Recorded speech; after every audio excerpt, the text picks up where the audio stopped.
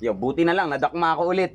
No, pinakakinakakabahan ko, hindi ako namang problema guys kapag nakawala yung kalapati sa akin tapos napunta sa ibang kulungan.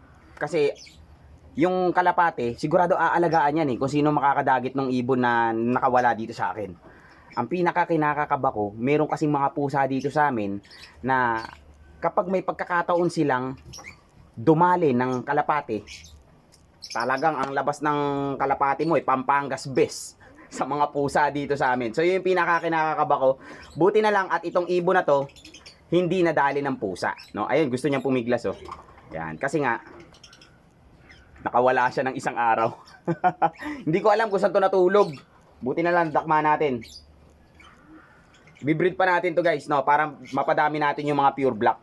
So kapag ito kasi, pinamigay ko ngayon, wala na, hindi na ako makapag-breed ng pure black. So, i-breed natin para marami tayong pure black na maipamigay.